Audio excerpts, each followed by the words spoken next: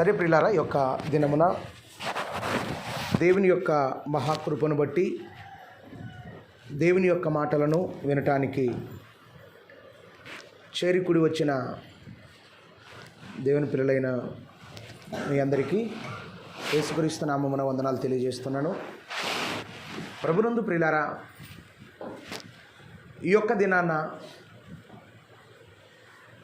మనమందరం కూడా ఆలోచన చేయబోయే ముఖ్యమైన అంశము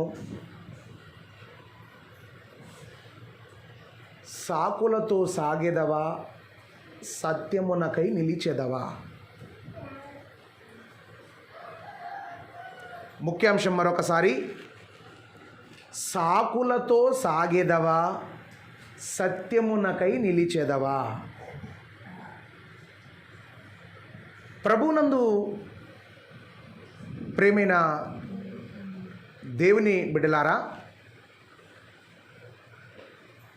ఈ యొక్క సంగతిని సందర్భమును ఆలోచన చేస్తే సాకు అంటే ఏదో ఒక వంక పెట్టి తప్పించుకునేదాన్నే సాకు అంటారు. సాకులతో మనిషి సాగుతున్నాడా? దేవుని కోసం బ్రతికే విషయములో సాకు, దేవుని పని చేసే విషయములో సాకు, దేవునిలో నమ్మకంగా ఉండటానికి సాకు. అంటే మనిషి జీవితం ఎలా ఉందంటే ప్రియులారా, లోకములో ఉన్నప్పుడు ఏ సాకులైతే ఉన్నాయో దేవునిలోనికి వచ్చిన తరువాత కూడా అదే సాకులే కంటిన్యూ అయిపోతున్నాయి. అదే సాకులతోనే సాగిపోతున్నాడు. అదే సాకులతోనే జీవితాన్ని వెళ్ళబుచ్చుకుంటున్నాడు. అందుకే అలాంటి తరుణంలో దేవుని యొక్క వాక్యంలో నుండి మనం ఆలోచించాలి. సాకు అన్నది ఎప్పుడు, ఎక్కడ, ఎలా ప్రారంభమైంది? సాకులు చెప్పటం అన్నది, సాకులు చెప్పేది ఎప్పటి నుండి, ఎక్కడి నుండి, ఎవరి నుండి ప్రారంభమైనది అని మనం గనుక ఆలోచిస్తే ప్రియులారా, మనం గనుక పరిశీలిస్తే ప్రియులారా, ఆలోచిస్తే పరిశీలిస్తే మనకు ప్రారంభ మానవులలోనే సాకులు కనిపిస్తాయి. దేవుడు అన్నాడు, ఈ చెట్టు ఫలమును మీరు తినకూడదు అన్నాడా? ఈ చెట్టు ఫలమును మీరు తినకూడదు అని చెబితే, ఓకే దేవుడా, అలానే మీరు చెప్పినట్లే మేము చేస్తాం దేవుడా. మీరు ఏదైతే చెప్పారో మీరు చెప్పినదే మేము చేస్తాం అని చెప్పి దేవుడికి మాటిచ్చారు. దేవుడికి మాటిచ్చిన వారు ఏమైపోయారంటే పండు తిన్నారు. ఏం చేశారు? ఏం తిన్నారు? పండు తిన్నారు. పండు తిన్న తర్వాత దేవుడు వచ్చి అడుగుతున్నాడు ప్రశ్న. దేవుడికి తెలియదు అని కాదు, దేవుడికి అన్నీ తెలుసు. ఎవరు పండు తీసి ఎవరికి ఇచ్చారో, ఎవరు మొదట తిన్నారో, ఎవరు తర్వాత తిన్నారో, ఎవరి మాట ఎవరు విన్నారో దేవుడికి తెలుసా తెలీదా? తెలుసు. మాట నాలుకకు రాకముందే దేవుడికి తెలుసు ఆ విషయం అంతా. తెలిసిన దేవుడు అడుగుతున్నాడు హవ్వమ్మను. ఏమని అడుగుతున్నాడు?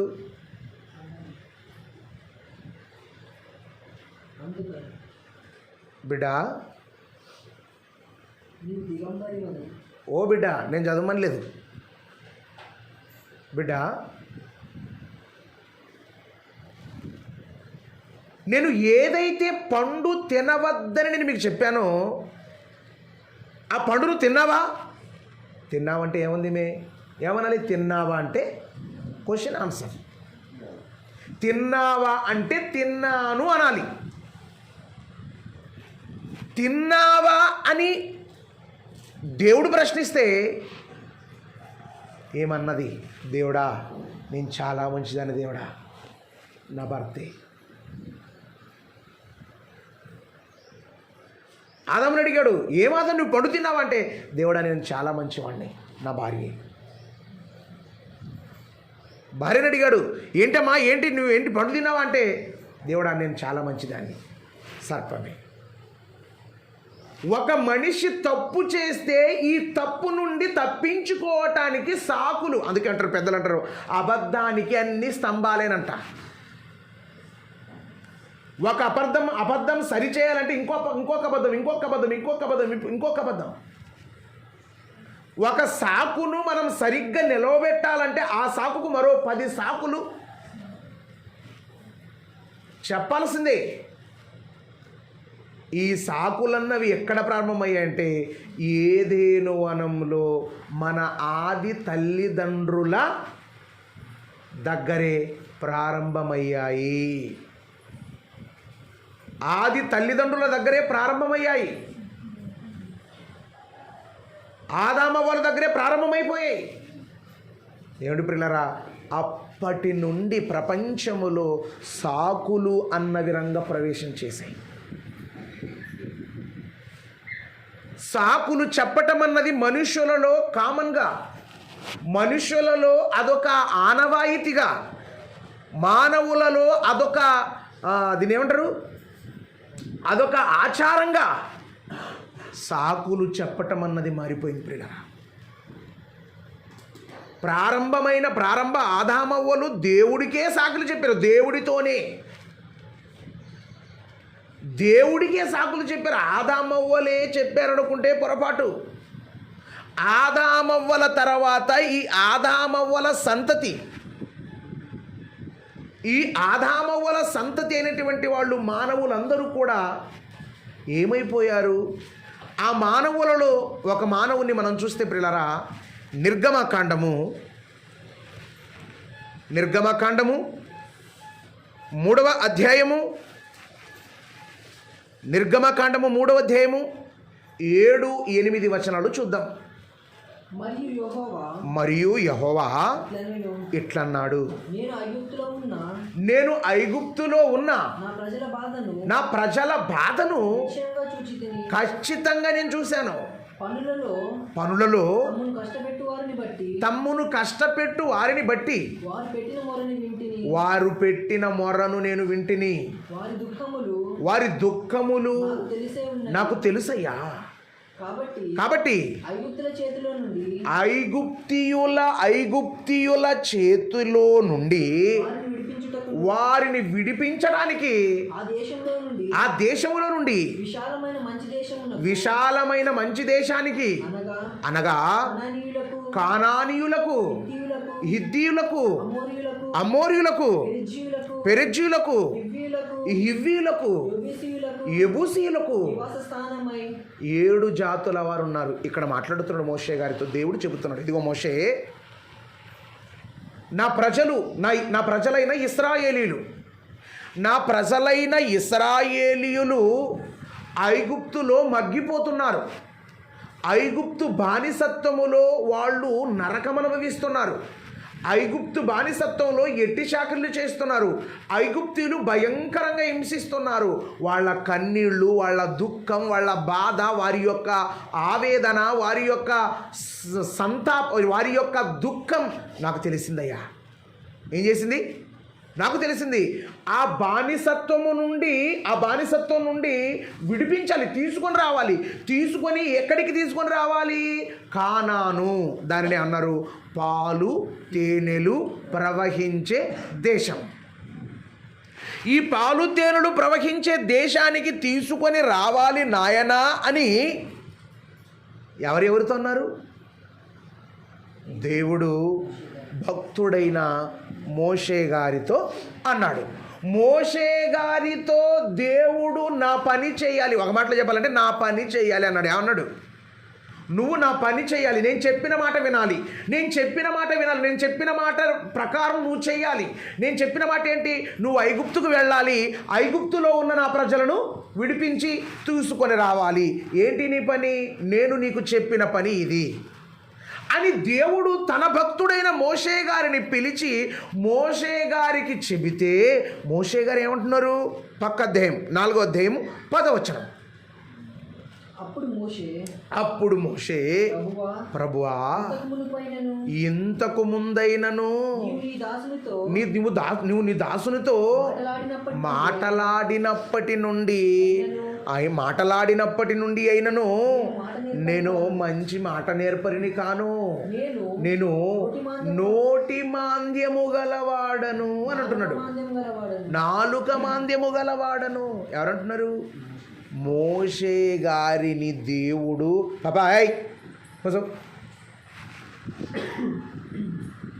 మోషే గారిని దేవుడు పిలిచి నా పని చేయాలి అని అంటే మోషే గారు అంటున్నారు. ఏమంటున్నారు మోషే గారు? దేవుడా, తండ్రి, నువ్వు నా దగ్గర నుంచి ఎప్పటి నుంచి మాట్లాడుతున్నావు నాయనా? నా దగ్గర నుంచి నువ్వు ఎప్పటి నుంచి అయితే మాట్లాడుతున్నావో మాట్లాడినప్పటి నుండి కూడా నేను మాట నేర్పరిని కాను, నాలుక మాంద్యము గలవాడను. అంటే నాకేముంది? నత్తుంది. నేను నత్తివాడను అని ఎవరంటున్నారు? మోషే గారు చెబుతున్నారు. నేను ఇక్కడికి వచ్చినప్పటి నుండి, నువ్వు నాతో మాట్లాడినప్పటి నుండి నేను మాట నేర్పరిని కాను, మాట మాంద్యము గలవాడను. నేను మాట మాంద్యము గలవాడను అని అంటున్నాడు మోషే గారు. ఇంతకీ మోషే గారికి మాట మాంద్యం ఉందా, నత్తివాడా అని మనం ఆలోచిస్తే పిల్లరా, గ్రంథాన్ని మనం పరిశీలన చేస్తే అపోస్తలుల కార్యములు ఇలాంటివన్నీ రేపారం నుంచి ముందుగా చేయండి. మధ్యలో వాక్యం చెప్పేటప్పుడు లేచకూడదు, ఓకేనా? అపోస్తలుల కార్యములు 7వ అధ్యాయము 22వ వచనం. మోషే ఐగుప్తియుల సకల విద్యలను అభ్యసించి మాటల యందును కార్యముల యందును ప్రవీణుడు. ఎవరు అంటే మోషే గారికి చక్కగా మాట్లాడటం వచ్చన్నమాట. మంచి మాట నేర్పరి, మంచి అనర్గళంగా మాట్లాడగలవుడు. అనర్గళంగా మాట్లాడేటువంటి మోషే గారు చక్కగా మాట్లాడగలడు, చక్కగా కార్యక్రమాలను చాకచక్యంగా చేయగలడు. మంచి మాటకారి, మంచి మాట ప్రవీణుడు. మాట ప్రవీణుడైన మోషే గారు దేవుడు తన పనికి పిలిస్తే ఏమంటున్నాడు మోషే గారు? నేను మాట మాంద్యము గలవాడని అని అంటున్నాడంటే మాట మాంద్యం గలవాడని బైబిల్లో ఉందా? లేదండి. మంచి మాట నేర్పరి. ఏది? మాట నేర్పరి, మంచిగా చక్కగా మాట్లాడేవాడు. మాట్లాడేటువంటి మోషే గారు ఏమైపోయారండి? దేవుడి పని దగ్గరకు వచ్చేసరికి సాకు చెబుతున్నాడు. ఏమంటున్నాడు? దీన్ని ఏమంటారండి? మీకు బాగా పని చేయటం వచ్చండి, మీకు బాగా నారేయటం వచ్చు, కలుపు తీయటం వచ్చు, అన్నీ వచ్చు. కానీ మిమ్మల్ని ఎవరైనా పని పిలిచారనుకో, అమ్మ ఒక 200 నారత్తది వేసేకి రమ్మ అంటే రాదు నాకు అంటే అర్థమేమి? ఊకే ఉండి పాప ఒట్టుకున్నారలా పోతుంది కదా, ఊకే పోతుంటే అట్లా అంటే ఏమన్నమాట? మనకు చేయటం, మనకు వెళ్ళటం ఇష్టం లేకపోతే మనము ఏదో ఒక సాకు చెప్పి వారిని పంపించేస్తాం. మోషే గారికి కూడా ఐగుప్తు దేశానికి వెళ్ళటం ఇష్టం లేదు. ఐగుప్తు దేశానికి వెళ్ళటం ఇష్టం లేదు కాబట్టి మోషే గారు ఏం చెప్పారు చెప్పండి? ఏం చెప్తున్నారు? సాకు చెబుతున్నారు. సాకు చెప్పాడు అంటే పిల్లలు ఆలోచించారా? ప్రారంభములో మోషే గారుని దేవుడు తన పనికి పిలిస్తే నా పని చేయి నాయనా అంటే ఏమన్నారు మోషే గారు? సాకు చెప్పాడు. ఏం చెప్పాడండి? సాకు చెప్పాడు. సాకులతో ముందుకు సాగాడు. ఎందుకు చెప్పాడు సాకు? ఐగుప్తుకి వెళ్ళటం ఆయనకు ఇష్టం లేదు. ఐగుప్తుకి వెళ్ళటం ఆయనకి ఇష్టం లేదు కాబట్టి, ఎందుకు ఇష్టం లేదండి అంటే ఆల్రెడీ ఒక ఐగుప్తిని చంపేశాడు ఒకరిని. నేను రెండోసారి మళ్ళీ వెళితే నన్ను ఎక్కడ జైల్లో వేస్తారని చెప్పి భయపడ్డాడు. ఆయనకు వెళ్ళటం ఇష్టం లేదు కాబట్టి దేవుడా నేను నాలుక మాంద్యం గలవాడని అన్నాడు. మనం ఆలోచిస్తే ప్రారంభమున మోషే గారు ఎలా ఉన్నారయ్య అంటే దేవుడి పనికి వెళ్ళకుండా దేవుడితోనే ఎవరితో దేవుడితోనే సాకు చెబుతున్నాడు. దేవుడితో సాకు చెబితే దేవుడు విడిచిపెట్టి రకమా? మనుష్యులకు సాకు చెప్పావంటే అర్థం ఉంది. మనుష్యులకు సాకు చెప్పావంటే మనుష్యులు నిన్ను విడిచిపెట్టి వెళ్ళవచ్చు.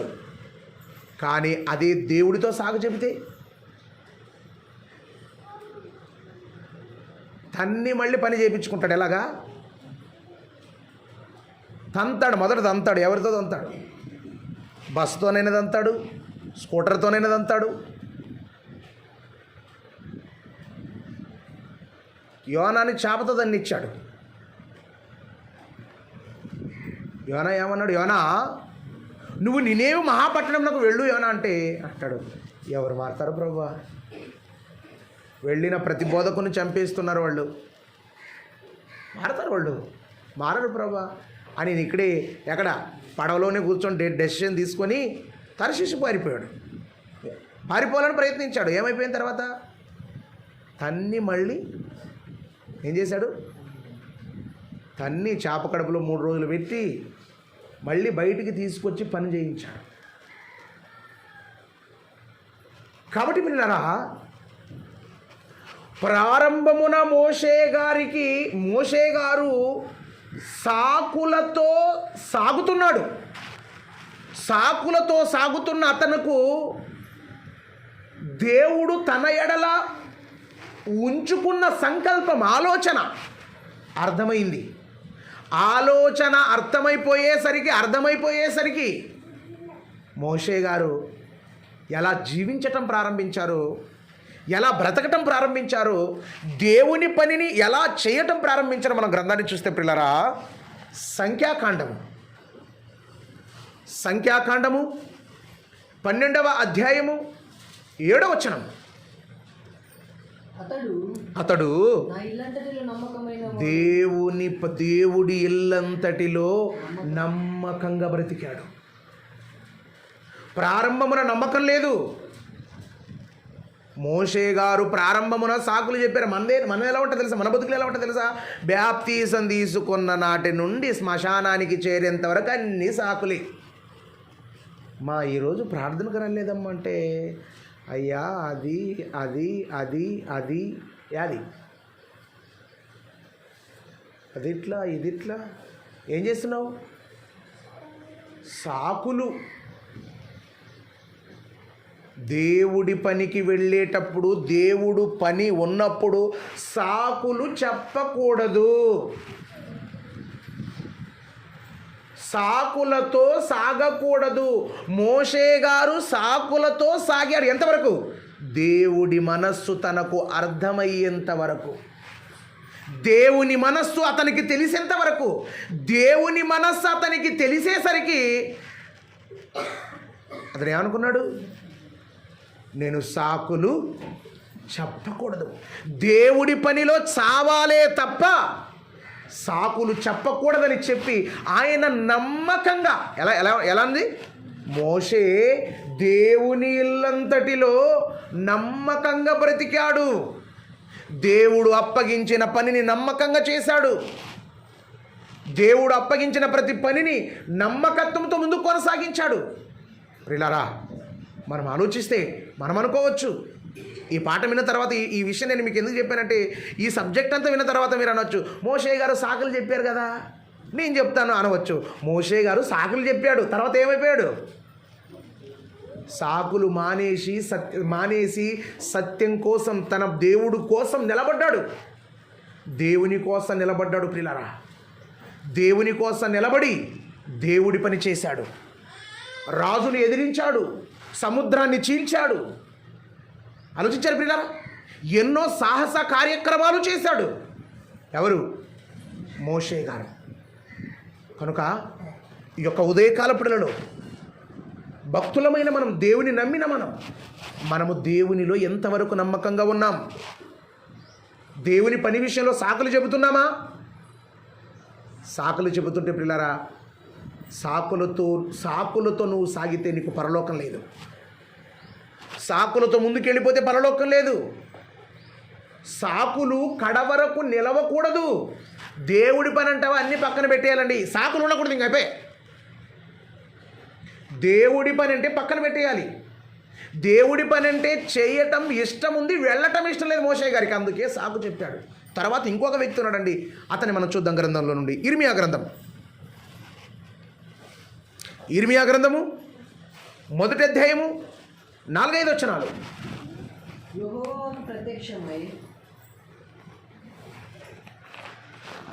దేవుని మాట ప్రత్యక్షమై ఇలాగ చెప్పింది, గర్భములో నేను నిన్ను రూపింపక మునుపే నిన్ను ఎరిగితిని, నువ్వు గర్భము నుండి బయలుపడక మునుపే నేను నిన్ను ప్రతిష్ఠించానయ్యా. ఇర్మియా, ఇశ్రాయేలు ప్రజలకు నా మాటలు చెప్పాలని దేవుడు అంటున్నాడు. ఇర్మియా, నిన్ను తల్లి గర్భములో ఉన్నప్పుడే నేను నిన్ను ఏం చేశాను? ఎన్నిక చేసుకున్నాను, ఏర్పాటు చేసుకున్నాను. నేను నిన్ను ఏర్పాటు చేసుకున్నాను. ఎందుకోసం ఏర్పాటు చేసుకున్నానంటే నా పని కోసం. ఎందుకోసం? నా పని కోసం. ఏంటి నా పని? ఇశ్రాయేలు ప్రజలందరూ కూడా అబద్ధ బోధనలో ఉన్నారు. ఇశ్రాయేలు ప్రజలు ముందు జరుపుకొని కూర్చున్నాడు. ఏం ఆడొక్కరు కూర్చునేది ఏమన్నా కొత్తగా మీది ఇఫోతో జరగండి, ముందుకు జరగండి.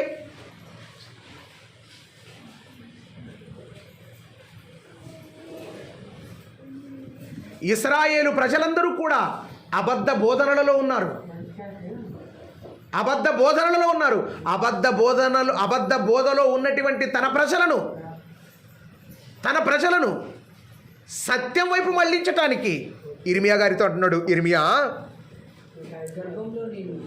ఇర్మియా, నేను నిన్ను గర్భములో మీ తల్లి గర్భములో ఉన్నప్పుడే నా పని చేయాలని నిన్ను ఏర్పాటు చేసుకున్నాను.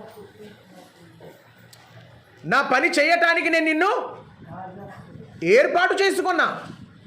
నా పని చేయటానికి నిన్ను ఏర్పాటు చేసుకున్నాడు. కాబట్టి నువ్వు నా పని చేయాలి ఇర్మియా అంటే ఇర్మియా ఏమనాలి? ఎస్ దేవుడా, ఏమనాలి? నేను ఖచ్చితంగా చేస్తాను దేవుడా, నీ పనే చేస్తాను దేవుడా. ఎందుకంటే తల్లి గర్భములో నన్ను ఎందుకోసం నిలబెట్టావు? ఎందుకోసం నిలబెట్టావు? నేను నీ పని చేయాలని నిలబెట్టావు కదా. నీ పని చెయ్యాలని 9 నెలలు కాపాడావు కదా. నీ పని చెయ్యాలనే నన్ను తల్లి గర్భములో నన్ను రూపించావు కదా. రూపించి ఇంతవరకు నేను నన్ను చల్లగా కాపాడావు కదా. కాపాడినటువంటి నీ పని కాకపోతే ఇంకెవరి పని చేయాలి దేవుడా అనాలి. అనాలా అనకూడదా? ఏమంటున్నాడు 6వ వచనంలో? అందుకు అయ్యో ప్రభువా, అయ్యో ఎప్పుడంటాము? మన ఇంట్లో ఏదైనా జరగకూడదు జరిగినప్పుడు అయ్యో ఎంత పని అయ్యింది, అయ్యో నా గురించి చెప్పాలి నాయన. నిన్ను గర్భములో ఉన్నప్పుడే నేను నిన్ను ఏర్పాటు చేసుకున్నాను నాయన అంటే ఇతను అంటున్నాడు, అయ్యో దేవుడా ఎంత పని చేసావు దేవుడా.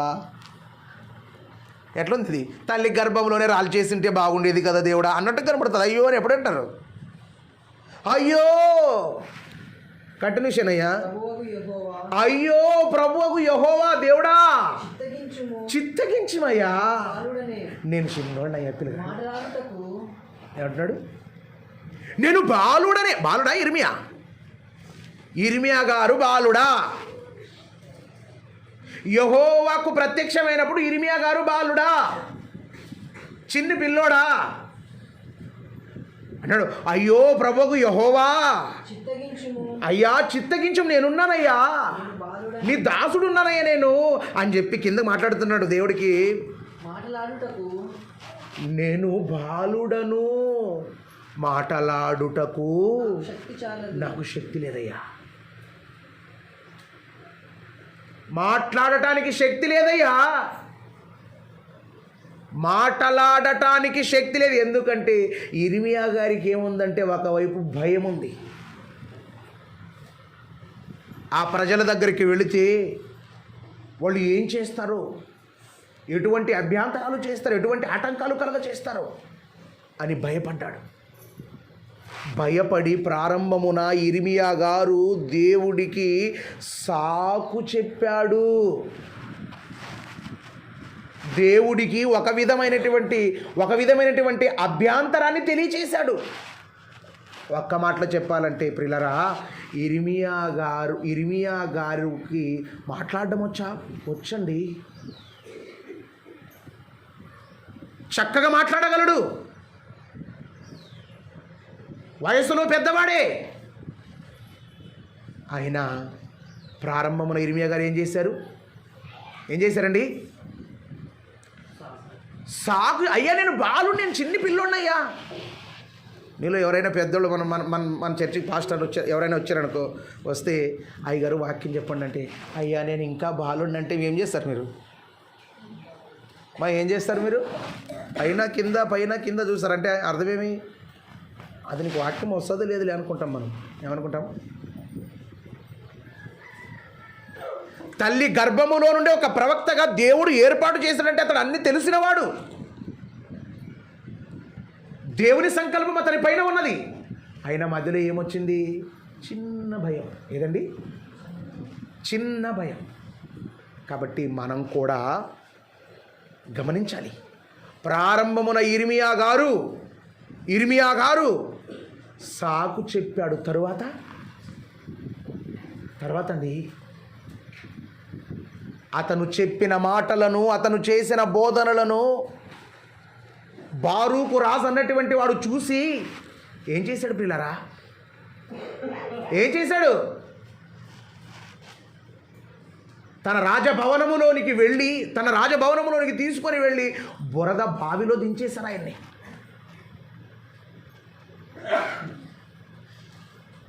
ఇర్మియా గారికి కూడా అర్థమైంది తర్వాత. ఇర్మియా నేను దేవుని కోసమే పుట్టాను, దేవుడే నన్ను పుట్టించాడు, నేను దేవుని పని చేయాలన్న విషయం, దేవుని సంకల్పం ఎప్పుడైతే ఇర్మియా గారికి అర్థమైందో, ఇర్మియా గారికి అర్థమైపోయేసరికి ఏడవటం ప్రారంభించాడు. అందుకే ఇర్మియా గారికి మరొక పేరు ఉంది. ఏ పేరు? ఇర్మియా గారికి మరొక పేరు ఉంది, విలాప ప్రవక్త. విలాపముతో రాసిన గ్రంథమే విలాప వాక్యములు. ఎవరు రాశారు విలాప వాక్యములను? ఇర్మియా గారు రాసిన పుస్తకమే విలాప వాక్యములు. ఈ పుస్తకం పేరే ఏడుపు పుస్తకం. ఏంటి? దేవుడు నిన్ను పుట్టించాడా? తన పని కోసం పుట్టించాడు కదా. నేను తెలుసుకోలేకపోయాను కదా, నా ప్రజలకు తెలియచెప్పాలి, సత్యాన్ని చెప్పాలి. ఎన్ని అభ్యంతరాలైనా, ఎన్ని ఆటంకాలైనా, ఎన్ని నిందలైనా, ఎన్ని అవమానాలైనా నా తండ్రి పని నేను చేయాలి, నా తండ్రి కోసం నేను నిలబడాలి అన్న కంకణం కట్టుకున్నాడు. ఎవరు? భక్తుడైన ఇర్మియా గారు కంకణం కట్టుకున్నాడు. కాబట్టి చెరసాలకు వెళ్ళాడు. రాజు దగ్గరికి వెళ్ళి రాజభవనంలో, రాజకోటలో నిలబడి ప్రశ్నించాడు. రాజు గ్రంథాన్ని చించి నిప్పుల్లో వేసిన మరలా ఇంకొక గ్రంథాన్ని రచించాడు. అంటే ప్రారంభమున మనం ఎలా ఉన్నాం ప్రియులారా? భక్తులైనటువంటి వాళ్ళు మనం చూస్తే ప్రారంభమున సాకులు, తరువాతే స్థిరులు. సాకులు చెప్పినటువంటి వారిని ఒక మోషే గారిని చూసాం, ఒక ఇర్మియా గారిని చూసాం ప్రియులారా. వీరిద్దరి జీవితాలు మనం చూస్తే ప్రారంభమున సాకులు ఉన్నాయి, తర్వాత సత్యం కోసం నిలబడ్డారు, సత్యం కోసం కంకణం కట్టుకున్నవారుగా ఉన్నారు. అయితే ఈ యొక్క దినాన మన గురించి మనం ఆలోచన చేద్దాం. మనం ఎలా ఉన్నాం? మనం ఎలా ఉన్నాం? మనం ఎలా జీవిస్తున్నాం? మనం ఎలా నడుస్తున్నాం? మేము సత్యము, మాది సత్యము, మేము సత్యము, సత్యము సత్యము సత్యము సత్యము సత్యము సత్యం అని చెప్పి ఎలా బతుకుతున్నాం? సాకులతోనే బ్రతుకుతున్నాం. సాకులతో మేము బ్రతుకుచున్నామా? ఎవరు చెప్పారు? సాకులతో మేము బ్రతుకుతున్నామని మీకెవరు చెప్పారు అనే ప్రశ్న మీకు రావచ్చు. నాకెవరు చెప్పరు, మనల్ని చూసిన దేవుడు చెప్పాడు. ఏమని చెప్పాడు? లూకా సువార్త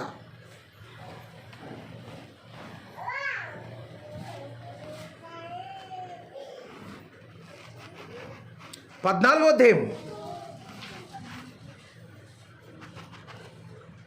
లూకా సువార్త 14వ అధ్యాయం 17వ వచనం. విందు కాలమందు విందు ఇప్పుడు సిద్ధమైనది. రండని పిలువబడిన వారితో చెప్పుటకు తన దాసులను పంపాడు. తన దాసులంటే ఎవరో కాదు, ప్రవక్తలు లేదా అపోస్తలుడు. యేసుప్రభుల వారు చెప్తున్నారు, యజమానుడు విందు చేశాడు. ఏ విందు? వాక్యపు విందు. ఏ విందు? ప్రభు శరీరానికి సాదృశ్యమైన రొట్టె, రక్తానికి సాదృశ్యమైన ద్రాక్షారసం అనే విందు. ప్రభు విందు చేసి అందరినీ పిలిచాడు. విందు చేసి తన దాసులను పంపాడు. పిలవండి, మీరు వెళ్ళి పిలవండి అన్నాడు. ఎందుకు పిలవండి?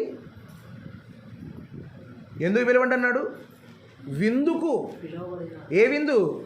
గొర్రె పిల్ల పెండ్లి విందు. ఈ గొర్రె పిల్ల పెండ్లి విందుకు అందరిని పిలిచాడు.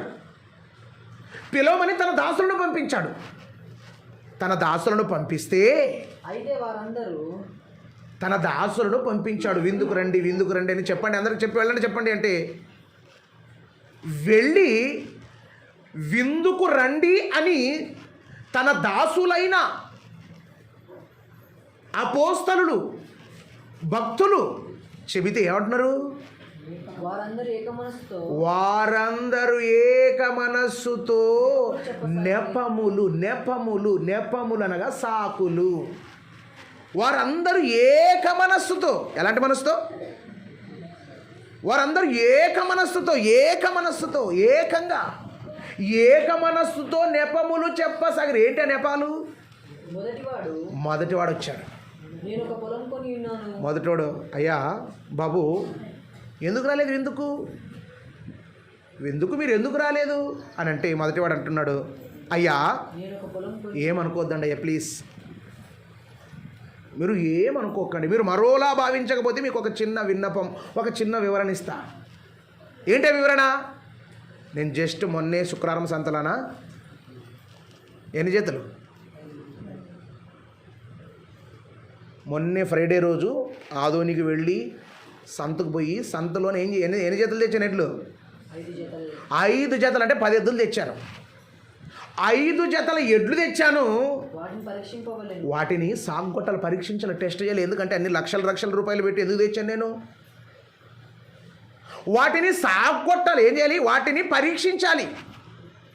అంటే ఆ ఎద్దు బాగా గుంజుతుంది, ఆ ఎద్దు లేదు. ఎప్పుడండి? విందు కాలమందే. ఎప్పుడు? విందు కాలమందే ఎద్దులు సాగుగొట్టే పని పెట్టాడు మనోడు కూడా. ఏం చేస్తారు? ఆదివారం రోజు, ఈరోజు మీరు వచ్చారంటే మీరంతా విందుకు వచ్చారు. ఎందుకు వచ్చారు మీరు? ఎందుకు వచ్చారు? విందు. ఏది? గొర్రె పిల్ల పెండ్లి విందు. గొర్రె పిల్ల పెండ్లి విందుకు ఆహ్వానించబడ్డాం. గొర్రె పిల్ల పెండ్లి విందు ఉన్నప్పుడు ఏం చేస్తున్నాము? ఏం లేదు సార్, రవంతు ఒక ఎకర రౌండే, అది పొద్దు రవంతు అయితే జంతి బట్టేది అయిపోతుంది, ఖచ్చితంగా జంతి పట్టాలా, పట్టకపోతే మరి బాగుండదు అని నన్ను బోధిస్తారంట. ఇంకొంతమంది ఏం చేస్తారు? ఏం లేదు సార్, మూడు సార్లు ఉండవు సార్, అవన్నీ తీసేసి సరిపోతుందని నేను పొద్దున్నే చేనికి. మనుషులు చెప్పే సాకులు ఎలా ఉంటాయి తెలుసా? వారందరూ ఏకముగా, వారందరూ ఎలా చెప్పారు? ఏకంగా, మూకమ్ముడిగా ఏకంగా నెపములు చెప్పసాగిరి. ఎలాగండి? ఏకంగా నెపాలు చెప్పేశారు. ఏమన్నాడు మొదటోడు? ఏమన్నాడు? నేను ఒక పొలం కొన్నాను. మొదటోడు ఎద్దులు కొన్నాను అన్నాడు. రెండో వారు ఏమన్నాడు? నేను పొలం కొన్నాను. ఏమంటున్నాడు?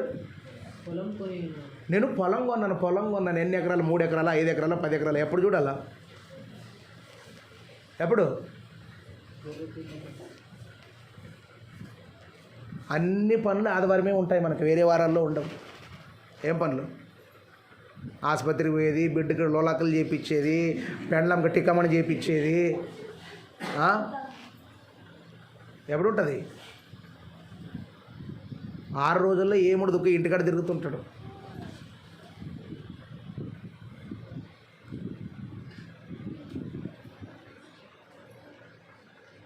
ఏమయ్యా ఏం ప్రార్థన? ఏం లేదు సార్, రావంతా నా పెండ్లంకి టిక్కమని చెప్పేసి.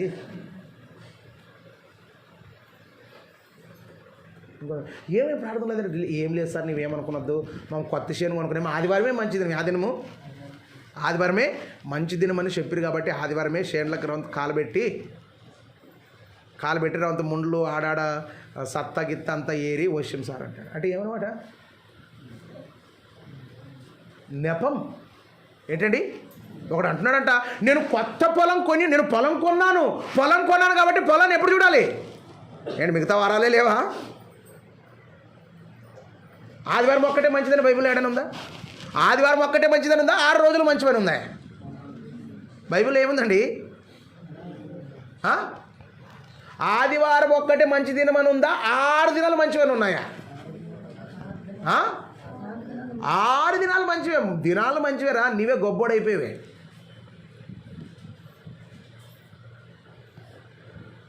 అందుకే ఒకడు వచ్చి, అయ్యా నేను పొలాన్ని పరీక్షించడానికి నేను వెళ్ళానయ్యా, నన్ను క్షమించయ్యా. ఏమనుకున్నద్దు, ప్లీజ్ సారీ, క్షమించండి, రేపు వారం వస్తానులే.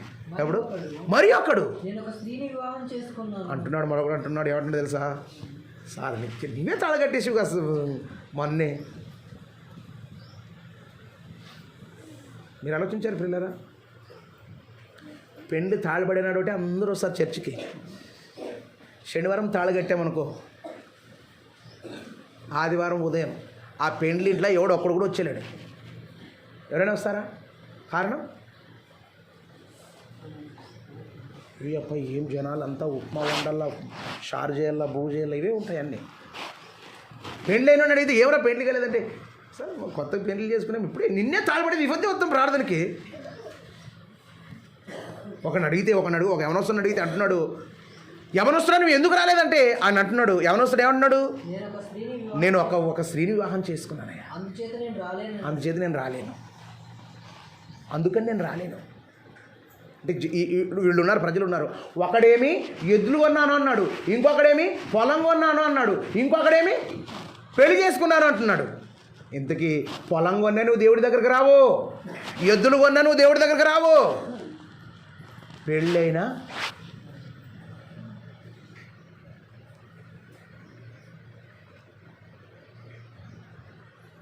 రావు. కారణం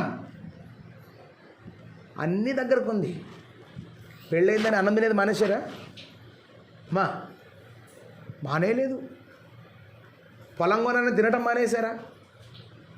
మనిషి ఏం చేస్తున్నాడు పిల్లలంటే, సాకులు చెబుతున్నాడు, నాకు భార్య ఉంది, నాకు పెళ్ళయింది, నాకు అది ఉంది, నాకు ఇది ఉంది.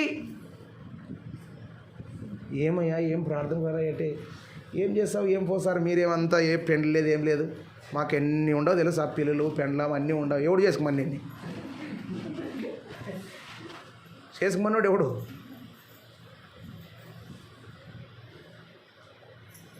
ఏమే ఎవరైనా కానీ ఒక పని చేసేటప్పుడు దాన్ని నేను చెయ్యగలనా లేదని చూడాలి మొదట. పెళ్ళి చేసుకుంటామంటే నవ్వుతున్నట్టు, తెచ్చే అంటే ఏడుస్తున్నట్టు, అట్లుంటుంది సంసారం. నేను పెళ్లి చేసుకునేటప్పుడు నా భార్యను, నా పిల్లలను పోషించే శక్తి సామర్థ్యాలు నాలో ఉన్నాయా లేదా? దేవుడి దగ్గరికి రావడానికి పొలం, దేవుడి దగ్గర రావడానికి ఎద్దులు, దేవుడి దగ్గర రావడానికి భార్య. లోకంలో తిరగటానికి? లోకంలో ఊర్లపైన తిరగటానికి ఏదంటారు రాదండి. మనం ప్రార్థన లేదండి. బాగా ఏంటది జ్వరం ఏముండదు. సార్ జ్వరం వచ్చింది సార్,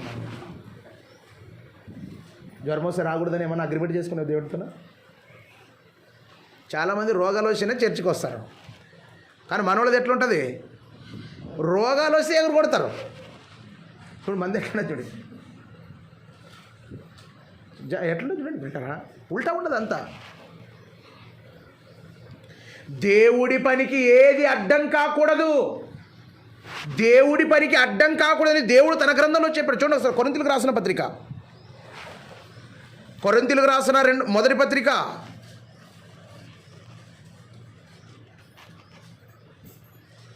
7వ అధ్యాయం 33వ వచనం. పెండ్లైనవాడు ఏం చేస్తున్నాడు? వీడు రాలేనంటున్నాడు. ఏమంటా? పెండ్లైనవాడు ఏం చేస్తున్నాడు? భార్యతో సంతోషంగా ఉండాలి. ఎప్పుడు? పెళ్ళైనవాడు ఆలోచిస్తాడు. దేవుడి గురించి ఆలోచించాడు. మీరు అనుకోవచ్చు పెళ్ళైన తర్వాత మా అంటాం ఏమంటాం తెలుసు మనోళ్ళు, పెళ్ళైన తర్వాత నా వాళ్ళిద్దరు కలిసి వస్తాం సార్, నువ్వు ఏమన్నా అనుకో, ఇద్దరు పాట పాడతాం సార్. ఏడాడు పాటలు అయిపోయినాక వస్తాను. మా ఊర్లో ఒకడు ఉన్నాడు, సంసోన్ అనేవాడు, ఎరిగేర్లో పెళ్లి చేసుకున్నాడే. సార్ పెళ్ళి అయితే సార్ నాను నీ కాళ్ళు ఇద్దరు పాట పాడతాం సార్, ఇదే పాట పాడతాం సార్ అంటే 2 వారాలయ్యా, 3 వారాలయ్యా, 4 వారాలయ్యా, 5 వారాలయ్యా, 6 వారాలయ్యా. నన్ను వాక్యం చెప్పేకి నిలబడినప్పుడు వస్తారు. నేను రాత్రి చిక్కా, సంసోను అంటే చెప్పు సార్. కాదురా, నువ్వు దేవునికి ఎంత అబద్ధాలు చెప్తావురా, నువ్వేమంటివి ఆ రోజు? సార్ పెళ్ళి అయితే నాను నీ కాళ్ళు ఇద్దరు కలిసి పాడతాం సార్ పాట అన్నాడు. కనీసం ఇంతకుముందు ఒక్కడన్నా వచ్చి పాడేవాడు, అది కూడా బాగా. పెళ్ళైన వాడు ఏమనుకుంటున్నాడు? భార్య ఉండాలి, పక్కలో ఉండాలి. ఏం సార్ ఆ ఎమ్మెల్యే లేకుండా చాలా బాధపడతా సార్.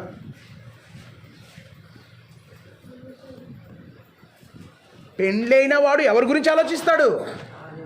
భార్య గురించి ఆలోచిస్తాడు, పిల్లల గురించి ఆలోచిస్తాడు. అమ్మాయి పది పచ్చిమిరకాయలు లేవు, ఉప్పు లేదు, కారం లేదు, బేళ లేదు, ఆదివారం వచ్చేది మొక్క లేదు. భార్య తన పిల్లల గురించి. భార్య పెళ్ళైన వాడు తన భార్యను ఎలాగో ఆనందపరచాలనుకుంటాడు. పెళ్లి కానుడు ఏం చేస్తాడంటే దేవుణ్ణి ఎలా ఆనందపరచాలి. కనుక ప్రియులారా, మీ భార్యని ఇచ్చిందే దేవుడు. భార్యను ఎవరిచ్చారు? సుబుద్ధి గల భార్య యెహోవా యొక్క దానం. భార్యను ఇచ్చింది దేవుడు. భార్యను దేవుడు ఇస్తే దేవుడికి కృతజ్ఞతలు చెప్పాలా చెప్పకూడదా? చెప్పాలా? చెప్పేవాడు లేడు.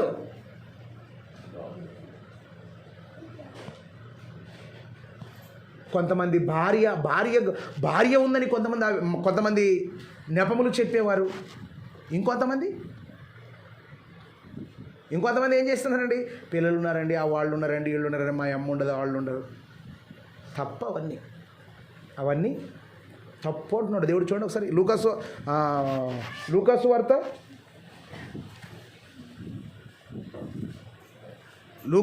14వ అధ్యాయం 26వ వచనం. ఎవడైనను నా యొద్దకు వచ్చి తన తండ్రిని, తల్లిని, భార్యను, పిల్లలను, అన్నదమ్ములను, అక్కచెల్లెళ్ళను, తన ప్రాణమును సహా ఏం చేయాలి? ఏం చేయాలి? ద్వేషించాలంటే మగనింట్లో ఉన్న పాపని పుట్టినకి తొలకదాకుండా కానీ పెట్టారు మీరు. ఇప్పుడు ప్రార్థన ఉంది. ఏముంది? ప్రార్థన ఉంది. ప్రార్థన ఉన్నప్పుడు ఏం చేయాలి? అమ్మ, అక్క, చెల్లి, భార్య అన్నీ అక్కడే పెట్టేయాలి. అక్కడ ఇంటికాడ పెట్టి మొదట ఏం చేయాలి?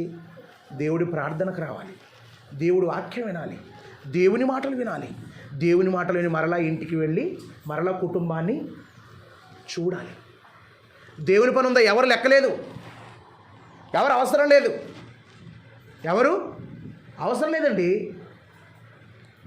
నాకు దేవుని పని ఉందన్నప్పుడు ఎవరైనా ఏదైనా మాట చెప్పారని నేను పట్టించుకోను, దాని గురించి పట్టించుకునే ఆస్కారమే ఉండదు. ఎన్నుకున్నది ఆలోచించను నేను. ముందున్నది పని చేయాలి, పని జరగాలి. ఏం జరగాలి? పని జరగాలి. పనే మన దేవుడు మనకి ఏం పెట్టాడు? పని పెట్టాడు. పనిలో సాకులు ఉండకూడదు. అంతెందుకండి, మా అమ్మ చనిపోయిన రోజు అదే చెప్పారు. మేము ఇంకా ఇంటి దగ్గరే ఉన్నాం. ఆటోలు అన్నీ 3 ఆటోలు రెడీ అయినాయి, 2 ఆటోలు రెడీ అయినాయి. ఇంటి దగ్గరే ఉన్నాము. వెంటనే నాకు మా నాన్న బతికున్నాడు, అప్పుడు వచ్చి చెప్పాడు, దేపుత్ర మీ అమ్మ చనిపోయింది అన్నాడు. అంటే అప్పుడు ఏం చేయాలి? నేను మళ్ళీ దేవుడికి మాట ఇచ్చాను ముందే. ఏమన్నాను? దేవుడికి ఏమన్నాను? దేవుడా, పలానా రోజు నేను వెళ్ళి నీ పని చేస్తాను దేవుడా అన్నాను. నీ పని చేస్తాను దేవుడు అంటే ఏం చెప్పాలి మళ్ళీ దేవుడికి? అప్పుడు నేను బంద్ చేశాను అనుకో, నేను ముగించాను అనుకో, నేను ఉండి మా అమ్మను మాత్రం నేను బ్రతికించటం నా వల్ల కాదు. ఆమె తన కాలాన్ని ముగించుకున్నది, ఆమె దీర్ఘాయువుతో బ్రతికింది. అన్ని రోజులు మనం బ్రతుకును నాకైతే తెలీదు. కాబట్టి నేను దేవుడి పని చేయాలి అర్జెంటుగా. వెంటనే అందరూ వెళ్ళిపోయాం. అందరూ వెళ్ళిపోయి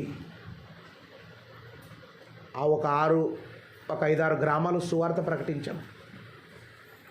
సువార్త ప్రకటించడానికి వచ్చిన దైవజనులందరికీ కూడా ఆహారం తయారు చేశాం. తయారు చేసి భోజనం పెట్టి దైవ సేవకులని పంపించాం. ఎందుకంటే నాకంటే నా పనుందా? నా పనున్నప్పుడు తల్లిని కాసేపు పక్కన పెట్టు. నా పనుందా? తండ్రిని పక్కన పెట్టు కాసేపు. నా పనుందా? అమ్మ నాన్నను పక్కన పెట్టు కాసేపు. నా పనుందా? తోబుట్టలను పక్కన పెట్టు కాసేపు. నా పనుందా? భార్యను పక్కన పెట్టు కాసేపు. నా పనుందా? పిల్లలను పక్కన పెట్టు కాసేపు.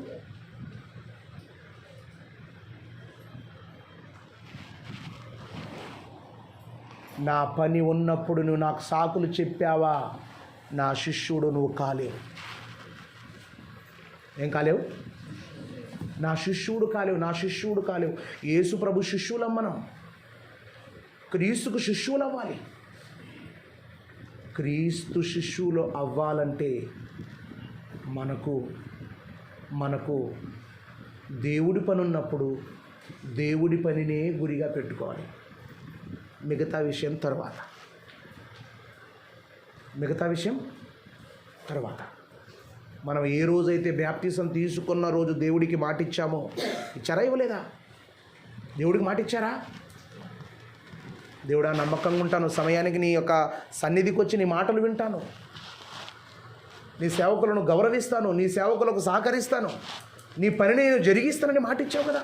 ఏమైంది ఆ మాట? దేవుడికి ఇచ్చిన మాట ఏమైంది? సాకులతోనే సాగుతుందా? సాకులతో సాగితే ప్రయోజనం లేదు. సాకులు మానేయాలి. పేతురు అన్నాడు, ఏమని సాగు చెప్పాడు? నువ్వు యేసుప్రభు శిష్యుడా అంటే ఏమన్నాడు ఈయన ప్రారంభమున? నేను కాదండి, యేసుప్రభు ఎవరో నాకు తెలియదండి అన్నాడు. తర్వాత ప్రియులారా, ఏసే క్రీస్తని, ఏసే రక్షకుడని, ఈ నామమున తప్ప భూలోకములో ఉన్న ఏ నామములో కూడా రక్షణ లేదని చెప్పాడు.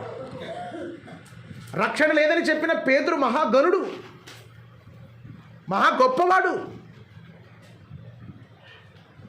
ప్రతి మనిషి జీవితంలో ఏదో ఒక సమయంలో, ఏదో ఒక సందర్భంలో సాకు అనేది ఉంటుంది.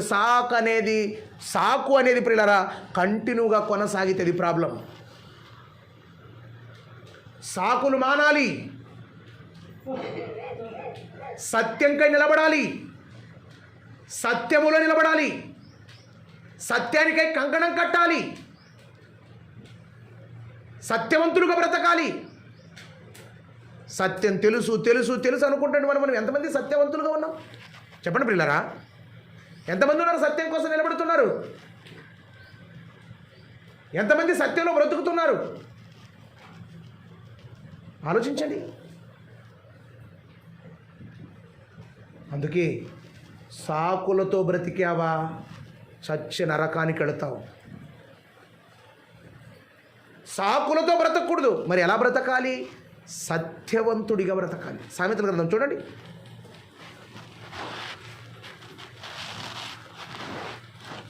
సామెతల గ్రంథం 12వ అధ్యాయం 17వ వచనం.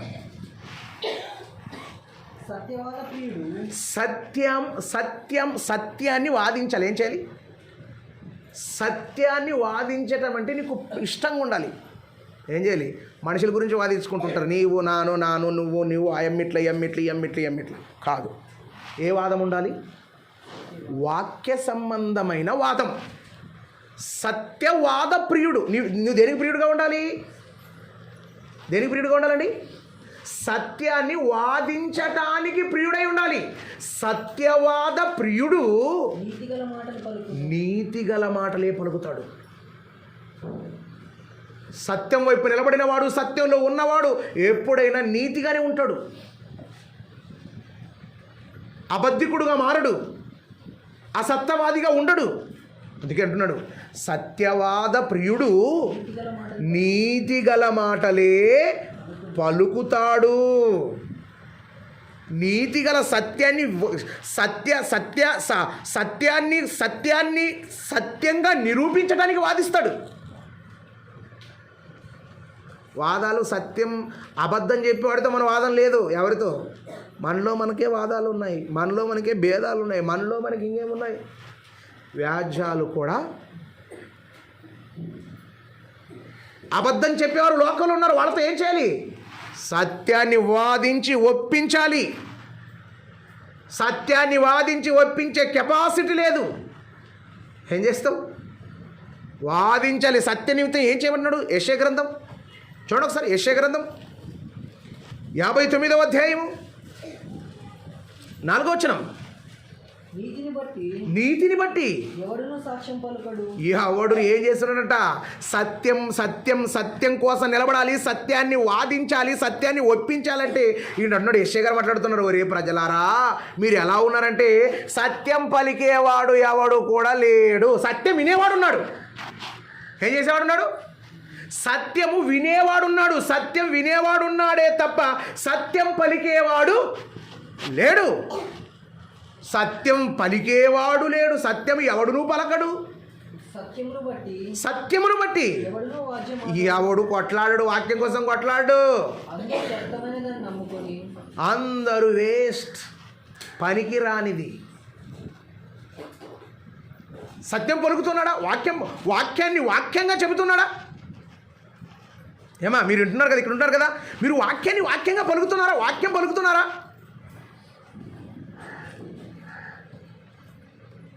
దేపుత్రయ్య ఇట్లంట. ఎట్లా? ఏమో దేపుత్రయ్యకి ఈ మధ్యలోన యూనివర్సిటీ అంటే పడదు చూడే. ఏది కరెక్ట్. నాకు ఎప్పటి నుంచో తెలుసు, నువ్వు ఇప్పుడు బాగా గ్రహించావు. ఏమన్నమాట? నా గురించి మాట్లాడతావా? నన్ను గురించి మాట్లాడతావు? నీకే లాభం?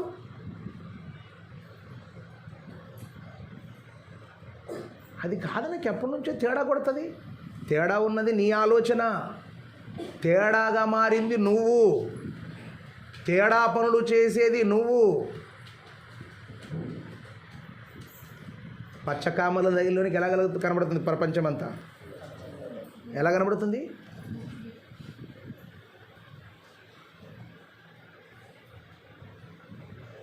సత్యము ఎవడూ పలకడు. వింటున్నాడు. సత్యము ఎవడూ పలకడు. సత్యం కోసం వ్యాజ్యమాడేవాడు ఎవడు లేడు. ఇప్పుడు మీరందరూ ఇక్కడ ఉన్నారు. మాకు శ్మశానంలో స్థలం లేదు, మాకు ఆడ స్థలం లేదు, మా సస్య ఎవడు రాడు, ఎవడు మీరు సత్యాన్ని పలకరా? సత్యం కోసం గొడవపడరా? సత్యం కోసం నిలబడరా? సత్యాన్ని ప్రకటించరా? సత్యములో ఉండరా? సత్యానికై కంకణం కట్టరా? సత్యాన్ని నిలవబెట్టరా? చెప్పండి ప్రియారా.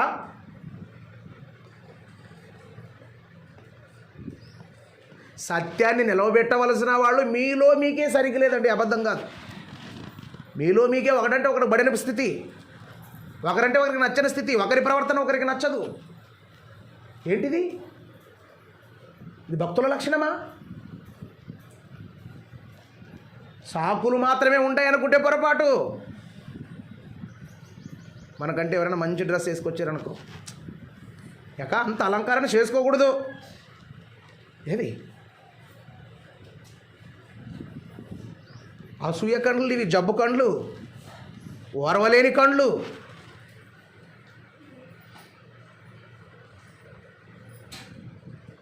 ఏంటి ఇలా తయారైపోయారు? ఏంటి ఇలా జీవిస్తున్నారు? అసలు మీరు దేవుని పిల్లలేనా? దేవుని పిల్లలని చెప్పి దయ్యం ముసుగులో ఏమైనా కొనసాగుతున్నారా?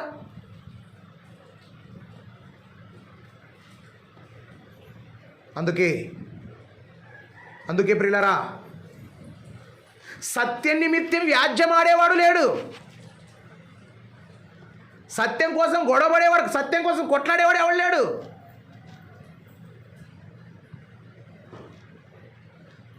నిన్ను ఎవడైనా ఏమనంటే ఏం చేస్తావు? గొడవపడతావు. వాక్యాన్ని ఏమైనంటే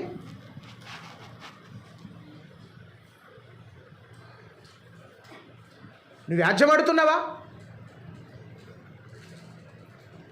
అందుకని ప్రవక్తలలో పెద్ద ప్రవక్త యెషయా గారు మాట్లాడుతున్నారా, నీతిని బట్టి ఎవడునూ సాక్ష్యం పలకడు, సత్యమును బట్టి ఎవడును వ్యాజ్యమాడడు. ఆడకపోవడానికి కారణం,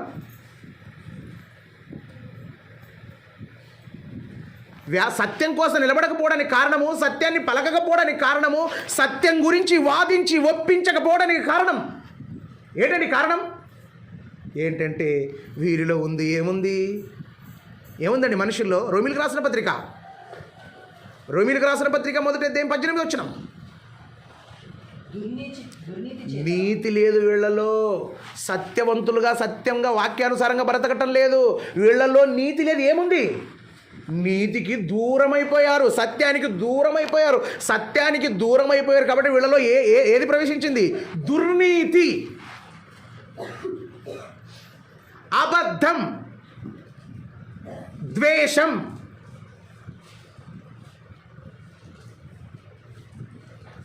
అందుకే దుర్నీతి చేత ఎవరు అడ్డగిస్తున్నారు సత్యాన్ని? చెప్పండి. సత్యాన్ని గురించి సాక్ష్యం చెప్పకపోవటం కూడా సత్యాన్ని అడ్డగించడమే. సత్యం గురించి వ్యాజ్యమాడకపోవడం కూడా సత్యాన్ని అడ్డగించడమే. సత్యాన్ని సత్యంగా వాదించి ఒప్పించలేకపోతున్నామంటే కారణం మనలో సత్యం లేదు. మనం పర్ఫెక్ట్గా బ్రతకలేకపోతున్నాం, మనం పర్ఫెక్ట్గా నిలబడలేకపోతున్నాం, మనం పర్ఫెక్ట్గా దైవ భక్తులుగా వాక్యానుసారంగా నడవలేకపోతున్నాం కాబట్టి ఎదుటోడికి చెప్పాలంటే భయం వేస్తుంది మనకి. మరొక దొంగ దగ్గరికి వచ్చి దొంగతనం మనం చేయకూడదు అన్నాం అనుకో, పక్కనున్నాడు అంటాడు, మరి నువ్వేం చేస్తావు? నువ్వు మొదట మాను, తర్వాత నాకు వచ్చి చెప్పు.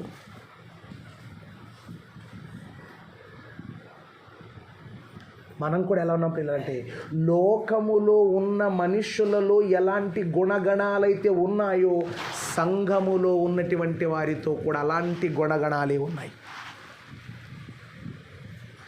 ప్రకృతి సంబంధులుగా, భూ సంబంధులుగా బ్రతుకుతున్నారు. ఆత్మ సంబంధులు కనబడరు. ఆత్మ సంబంధులమని ముసుగేసుకున్నారు. ఆత్మ సంబంధులమనే ముసుగులో శరీర సంబంధులుగా బ్రతుకుతున్నారు.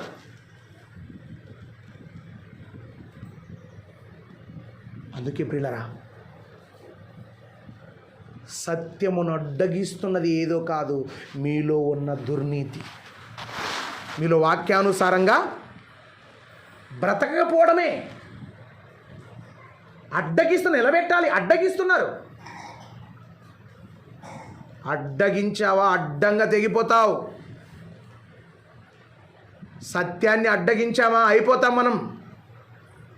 ప్రారంభమున ప్రియులారా ప్రారంభమున భక్తులు సత్యాన్ని అడ్డగించారా లేదా దాన్ని నిలవబెట్టారా చూడండి ఒకసారి. గలతీలకు రాసిన పత్రిక, గలతీ పత్రిక 2వ అధ్యాయం 5వ వచనం.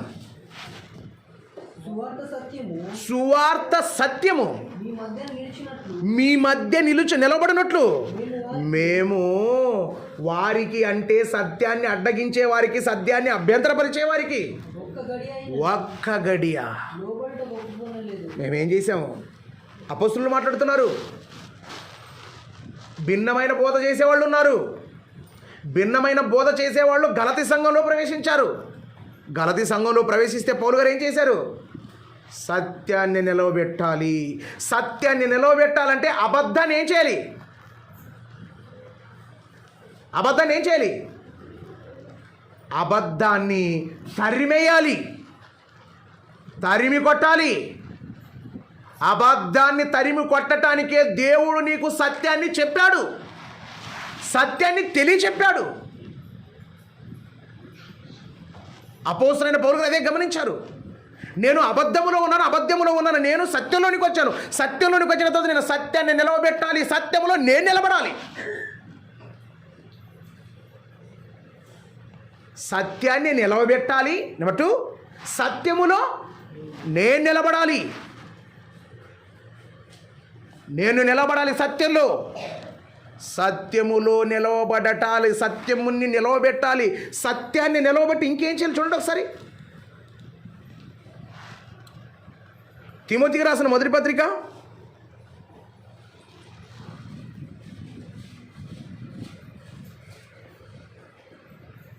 3వ అధ్యాయం 15వ వచనం. అయినను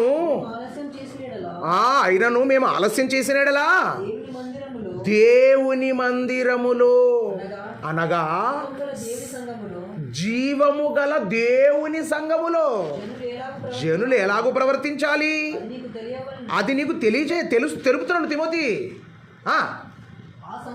ఆ సంఘము సత్యానికి ఎలా ఉండాలి?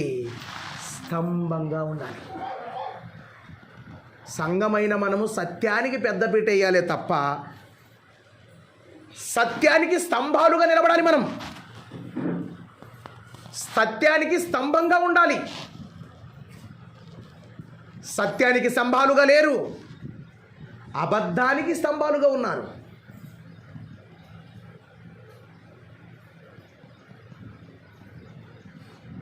ఎంతమంది ఉన్నారు సత్యానికి స్తంభాలుగా? సత్యానికి స్తంభాలుగా ఎంతమంది ఉన్నారు? ఏమండి ప్రియులారా, ఆదివారం కానీ మంగళవారం కానీ శుక్రవారం కానీ వస్తే బీగాలు చేర్చిన మానవుడు ఉండడు. ఇది తాళం తీసిన వాడు ఉండడు ఎవడు. ఎలా అవుతాం సత్యానికి సంబంధాలు? సత్యానికి స్తంభాలుగా ఎలా నిలబడతామండి? ఎలా అవుతాం?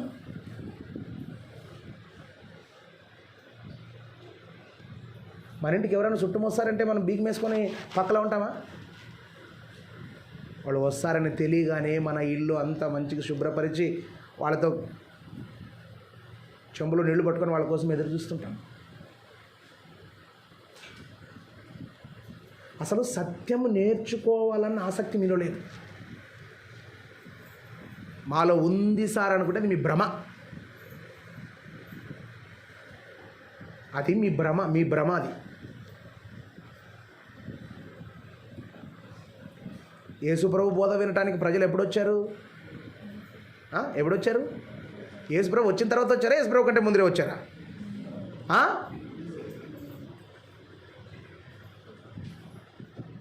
యేసుప్రభు కంటే ముందే వచ్చి కూర్చున్నారు.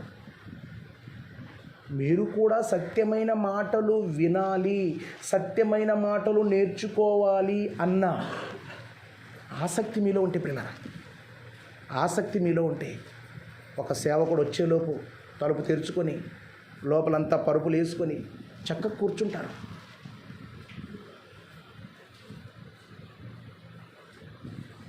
మీలో చెప్పే గుణం ఉంది కానీ సేవా గుణం లేదు. ఏ గుణము? వాక్యం చెప్పాలన్న ఆసక్తి ఉంది, కానీ వాక్యం చెప్పటానికంటే ముందు ఏవేవి చేయాలి, ఎలా ఉండాలనే విషయం మీకు తెలియదు.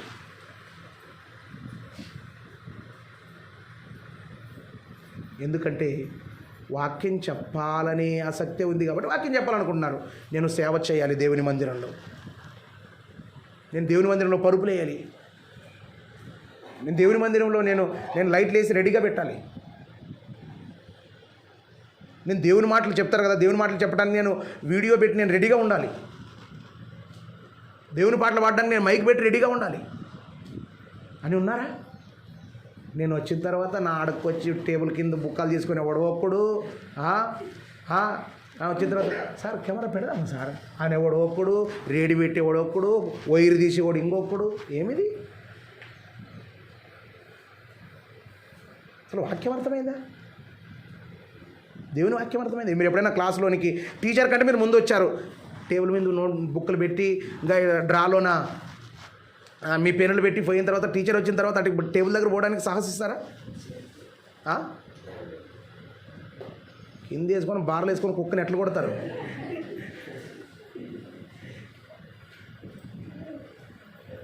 మీకు దేవుని భయం ఉంటే అవి చేస్తారు. మీలో దేవుని భయం లేదు కాబట్టి రమలే ఇప్పుడే ఏముండదంట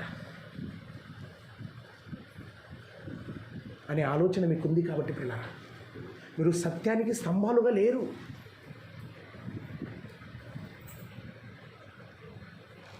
అందుకే అన్నాడు ఆ సంఘము. ఏ సంఘము? జనులు జీవము గల దేవుని మందిరం, అది క్రీస్తు సంఘం, క్రీస్తు రక్తం కార్చి కొన్న సంఘం. ఆ సంఘంలో జనులు ఎలా ఉండాలి? సత్యానికి స్తంభాలుగా ఉండాలి. సత్యానికి స్తంభాలుగా నిలబడాలి. సత్యానికి స్తంభాలుగా నిలబడటం లేదు, అబద్ధానికి స్తంభాలుగా నిలబడుతున్నారు. అలా ఉంటే ప్రమాదం. నువ్వు సత్యానికి సంభావంగా నిలబడలేదంటే నువ్వు సాకులతో ముందుకు సాగుతున్నావు అనమాట. సాకులుంటేనే సత్యంలో నిలబడవు, సాకు లేకపోతే సత్యములో నిలబడతాం. అందుకే యోహాను గారు అంటున్నారు. ఈ మాటను చూసి మనం ముగించుకుందాం ప్రియులారా. యోహాను గారు రాసిన 3వ పత్రిక, యోహాను గారు రాసిన 3వ పత్రిక 1వ అధ్యాయం ఉంటుంది 3వ వచనం. నువ్వు సత్యమును అనుసరించి నడుచుకొనుచున్నావు గనుక సహోదరులు వచ్చి నీ సత్య ప్రవర్తనను గురించి సాక్ష్యం చెప్పారయ్యా నాకు. పెద్దయిన యోహాను గారు ఎవరండి? ఈయన సంఘ పెద్దయిన యోహాను గారు ఎవరండి? ఈయన పెద్ద, సంఘానికి పెద్ద, సంఘ పెద్దయిన యోహాను గారు అంటున్నారు, మీరు సత్యమును అనుసరించి నడుచుకొనుచున్నారు, మీ ప్రవర్తనను బట్టి నాకు సాక్ష్యం చెప్పారయ్యా. ఏమిటి ప్రియులారా, నేను చెప్పమంటారా? బయట ఉన్నటువంటి వారందరూ కూడా నాకు చెప్తుంటారు సాక్ష్యం. సార్ పలానాలో బ్యాప్టిజం తీసుకున్నారంటారు. తీసుకున్నారు, ఎందుకు ఏం ప్రాబ్లం అంటారు. ఏ సార్ వాళ్ళు అలా ఉన్నారు సార్, వాళ్ళు ఇలా ఉన్నారు సార్, ఇలా నడుస్తున్నారు సార్, వాళ్ళు అలా జీవిస్తున్నారు సార్ అంటే అర్థం ఏంటి? మన ప్రవర్తనను బట్టి మనం మంచోళ్ళని పక్కనున్న వాళ్ళు చెప్పాలి, మన గురించి చెప్పటం లేదు. అందుకే యోహాను గారికి చెప్పారంట, పెద్ద అయిన యోహాను గారికి చెప్పారు, అయ్యా చాలా చక్కగా ఉన్నారయ్యా, బాగా చక్కగా వాక్యానుసారంగా నడుస్తున్నారయ్యా, వాళ్ళ ప్రవర్తన చాలా చక్కగా ఉందయ్యా అని చెప్పేసరికి యోహాను గారు 4వ వచనంలో ఏమంటున్నారు చూడండి. నా పిల్లలు సత్యాన్ని అనుసరించి నడుచుకొనుచున్నారని వినుట కంటే నాకు ఎక్కువైన సంతోషం ఏమని చెప్పండి.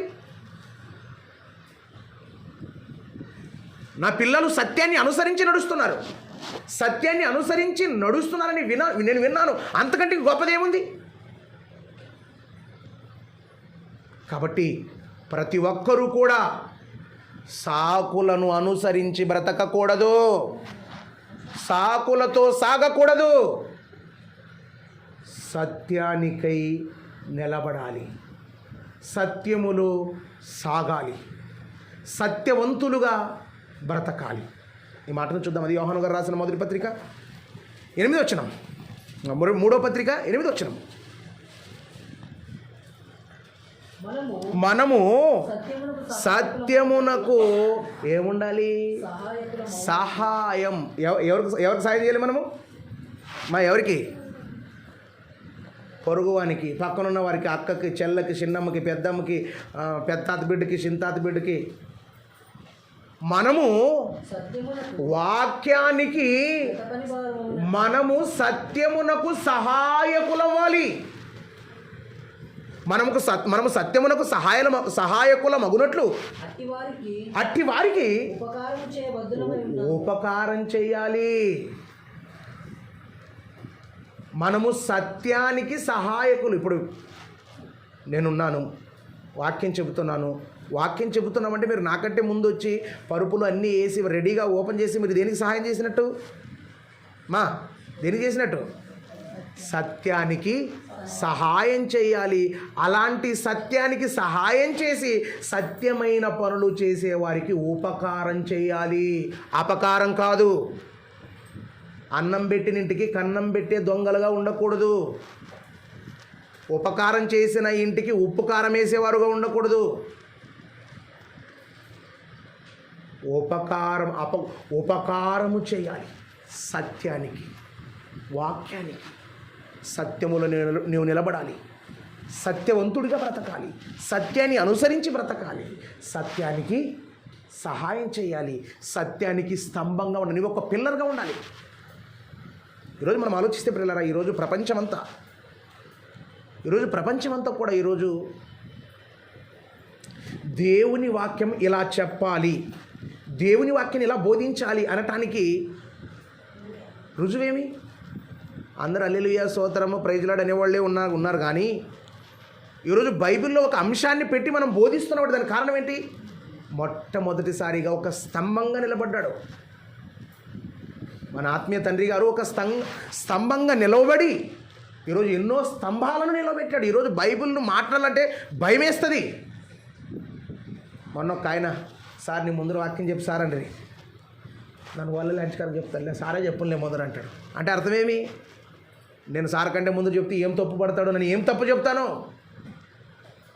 ఈరోజు మన ముందు బైబిలును మాట్లాడటానికి భయపడుతున్నాడంటే కారణం ఆయన సత్యానికి స్తంభంగా నిలబడ్డాడు. ఈరోజు అనేక స్తంభాలను నిలబెట్టాడు. అనేక స్తంభాలుగా నిలవబెట్టాడు కాబట్టి ఈరోజు సత్యం ప్రకటించబడుతుంది, సత్యం వినబడుతుంది. ఈ సత్యాన్ని విన్న పిల్లలు, దుర్మార్గులైన మీరు అసత్యవంతులుగా, అబద్ధికులుగా, వేషధారులుగా బ్రతుకుతూ ప్రియులారా, ఎదుటోడు ఒక దేవుణ్ణి నమ్మని వాడు కూడా అసహించుకునే విధంగా మన కార్యకలాపాలు ఉన్నాయి. అలా ఉండకూడదు. సత్యంలో నిలబడాలి, సత్యాన్ని ప్రకటించాలి, సత్యానికి స్తంభాలుగా కావాలి.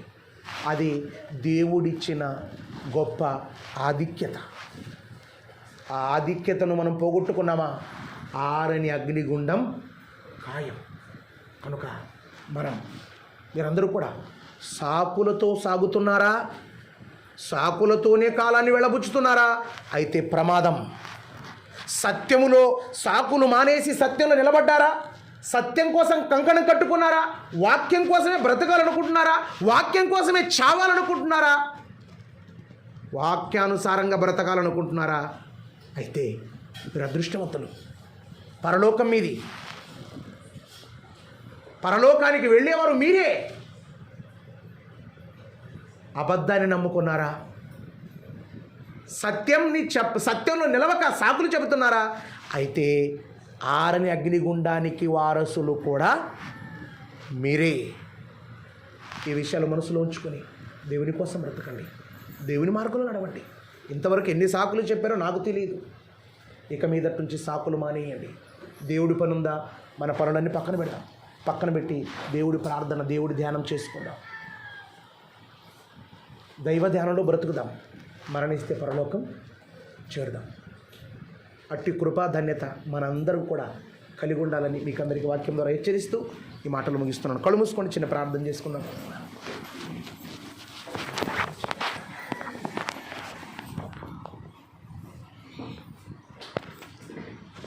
చెప్పబడిన వాక్యం నిమిత్తం మన మధ్యలో